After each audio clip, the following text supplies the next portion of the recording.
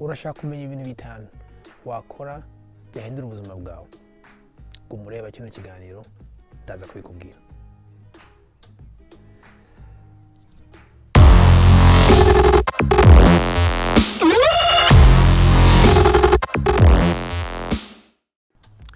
Nongeye kubasuza ari abaVIP, nizere ko mukomeje kumererwa neza no kugubwa neza aho muri murugo. Mwe mu bintu maze iminsi nkora rero muri kino gihe twicaye mu rugo no gusoma. Ejo bundi nasomye igitabo cya biography y'umuntu witwa Joe C. Thompson, gituma mpindura uko natekerezaga. Uwo mugabo yari mu business y'ibintu by'amabarafu igihe mu gihumbi 1900. Mu gihumbi 1927 ubwo bari batangiye gukora amafrigo atangiye kuza, ndetse amaze no gutangira kwinjira mu ma stores n'ahantu henshi bakoreraga ibintu by'ubucuruzi. Nibwo Thompson n'abandi bakoranaga batangiye kugira ibibazo by'ukuntu ama business yabo y'amabarafu yaragiye guhomba, kuko icyo gihe amafrigo yaragiye gutangira gushirwa mu ma stores hose no ma grocery store. Icyo yakoze we, kubera ko icyo gihe ama stores yafungaga saa 11 z'amanywa, icyo yakoze yafashe yama container we y'amabarafu, yarangiza agura amagi n'imigati n'amata akajya bishira munsi y'ayo mabarafu. Arangije agenda akajya bitereka ahantu abantu baza guca bavuye ku kazi. Hanyuma rero abantu bava ku kazi saa 11 zarenze, amastori yafunze, bakaza bakagura imigati n'amagi n'ibyo bintu byose. Hanyuma uko byaje kugenda, ako ka business gato yaratangije kaza gukomera ko abantu bose barasigaye bamugana ko niwe muntu wenyine ubaga afunguye ku nyuma ya saa 11. Hama niho haje kuvamo izina 7-11, kuko urumva yaratangiye ibinyugira ngo akore kuva saa 1 kugera saa 5 z'ijoro. Ndetse ubu byavuyemo ibyo abantu benshi bazi muri Amerika ndetse no ku isi yose, convenience stores zikomeye zifite na gas station zitwa 7-11. Ubu ngubu ziri ahantu 70,000 hatandukanye ku isi n'abakozi bahenga 45. Isomo ririmo niri nuko we mu gihe cya crisis ye, mu gihe cy'ibibazo bye, igihe business yari ipfuye, yatekereje ukuntu yayivamo, abyaza indi business ndetse anakomera n'ubu turayireba. Muri kino gihe rero nawe ushobora kurura mu bintu bikomeye, hari ikintu watekereza, hari ikintu cyakuvamo, ndetse ukarushaho no kuba umuntu ukomeye urenze uwo wari uri mbere yuko bino bintu bikubaho. Ngiye kukubwira rero ibintu bitanu wakora muri kino gihe byaguhindura umuntu ukomeye. Ikintu cya mbere kiroroshye cyane, ariko ninkivuga urasanga benshi batagikora: kwitekerezaho. Abantu benshi ushobora kubaza uti nitekerezaho. Koko se witekerezaho? Kwitekerezaho ni igihe ufata umwanya ukicara ugakora meditation y'ubuzima bwawe, ahantu nta kintu na kimwe ufite. Ubu ngubu muri kino gihe biragoye cyane ko abantu babasha kwitekerezaho, bagira umwanya wabo wonyine wo kwicara bagatekereza. Kubera iki? Hari social media, hari WhatsApp, hari YouTube, hari telefone, hari ibintu byinshi biturangaza kuva mu gitondo kugera nijoro, ugasanga umuntu abuze umwanya wo kwicara ngo yitekerezeho. Nta muntu n'umwe udafite ibintu bikomeye muri we, nta muntu n'umwe udafite ibitekerezo bikomeye. Ibintu byose ubona, yaba inganda zikomeye, yaba ibintu byose, umuntu wakoze indege, umuntu wakoze imodoka, ibintu byose tubona byavuye mu bitekerezo by'abantu. Kubera ko abo bantu babikoze baricaye baratekereza, hanyuma ibyo bintu bibavamo. Ni ukuvuga ngo uyu mwanya wicaye mu rugo utangire kwiga gufata umwanya wo kwitekerezaho. Iminota 30 ku isaha, ahantu ushira telefone yawe hasi, ahantu ukaringa ntuza social media, ahantu uva mu bintu byose ukicara ukitekerezaho. Kuko hari ibintu byinshi bikurimo utarabasha gusobanukirwa, nturabasha no kwisobanukirwa ubwawe kubera kutitekerezaho. Umugabo witwa Benjamin Franklin yaravuze ngo abantu benshi bapfa bafite imyaka 25, ariko tukabahamba bafite 75. Shishatse kuvuga nuko abantu benshi kuva bafite imyaka 25 kugeza kuri 75 baba batarisobanukiwe. Kubera ko iyo uticaye ngo ntiwitekerezeho ntiwisobanukirwa. Icyo ni ikintu cya mbere, kwitekereza. Ikintu cya kabiri, kwiyungura ubwenge cyangwa se kwiga. Ndagira ngo uyu munsi ube umuntu ukunda ubwenge. ni ukuvuga ngo buri munsi ujye ubyuka uvuga uti sinshaka kuryama nta kintu gishyashya nize. Uyu munsi kubera ko nk'uko nabivuze abantu benshi turi mu bintu bitandukanye, akazi, social media n'ibintu biturangaza, ntitubasha kujya ikintu buri munsi. Inyamara ubu ngubu na internet ibintu byose umuntu yakwiga biri kuri internet kandi biri free. Ushobora kugenda ugakora igitabo, hari ibitabo nka 3. Nababwira abantu mumurareba ubu nonaha mwagenda mugasanga kuri internet ku buntu. Igitabo cya mbere Rich Dad Poor Dad cya Robert Kiyosaki. Icyo ni igitabo cyiza, ni ubuntu, kiri kuri internet, kiri kuri YouTube, ushatse wacyumva ukagenda ucyumva mu modokari cyangwa se wicaye mu rugo umaze kureba filime cyangwa se ibintu byose waba ureba ukacyumva nacyo. Hari ikindi gitabo cyitwa 7 Habits of Highly Effective People cyangwa se ingeso 7 z'abantu bateye imbere. Icyo ni ikintu igitabo nacyo gihari ku buntu, ni icy'umugabo witwa Stephen Covey, kiri kuri YouTube ndetse kiri no kuri Google. Iki ni igitabo cya gatatu, ni igitabo cyitwa The Richest Man in Babylon. Nicyo gitabo nacyo kiri n'ubuntu kuri YouTube ndetse no kuri Google. Kwiyungura ubwenge ni ukuvuga uti byanze bikunze uyu munsi sindyama ntizi ikintu gishyashya. Cyari cyose ushobora kwiga ikintu gishyashya muri technology, ushobora kwiga ikintu gishyashya, yewe n'abatazi kuba mwakwandika email ngo mwatacinge ikintu byige. N'abatazi byubuze ukuntu bashira status nshyashya kuri WhatsApp. Ibyo bintu nanjye maze iminsi mbyiga, nibyo nize muri kino gihe. Ariko ba umuntu wakwiga ikintu kimwe buri munsi.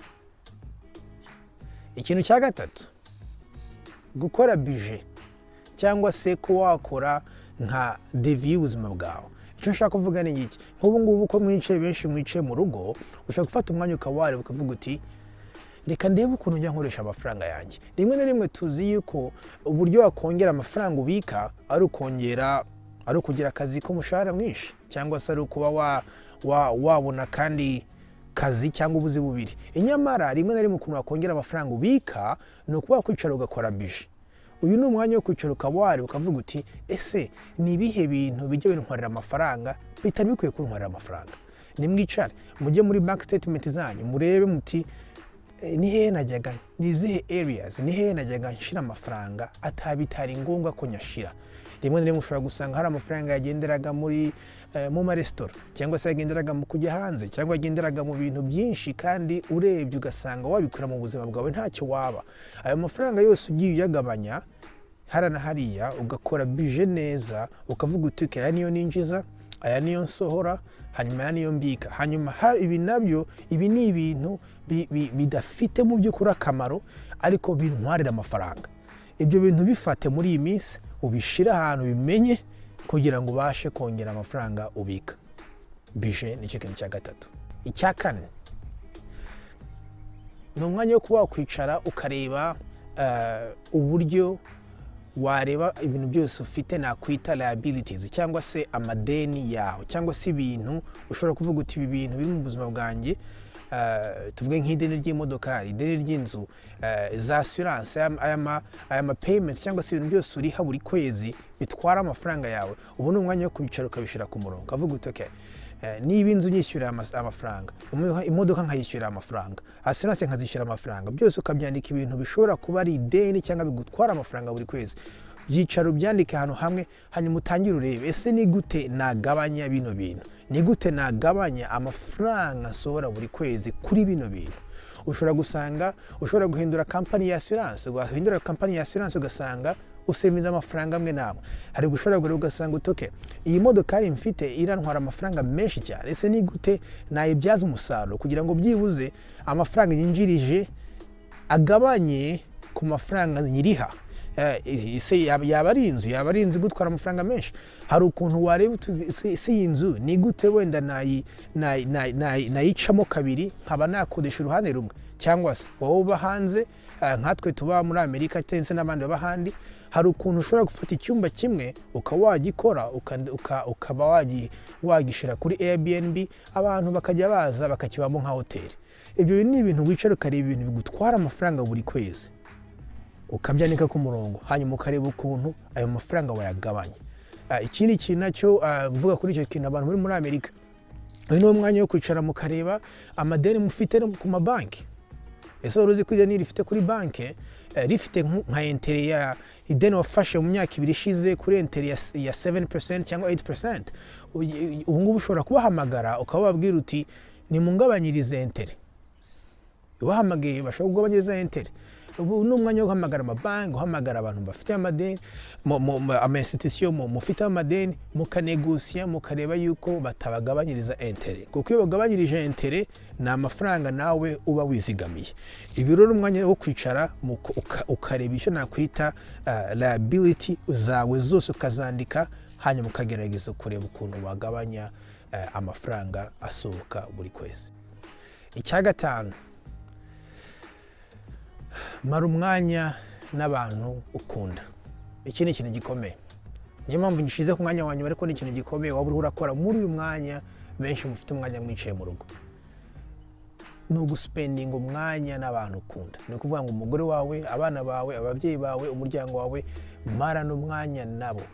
Biratangaje cyane muri kino gihe, hari igihe usanga umugore n'umugabo n'umwana bicaye, ugasanga bose nubwo bicaye muri salo bose bafite amatelefone, cyangwa umwe ari muri WhatsApp, undi ariho arareba televiziyo, undi aragira iki. Mugasanga koko nubwo mwicaye ahantu hamwe ntabwo koko muri kumwe.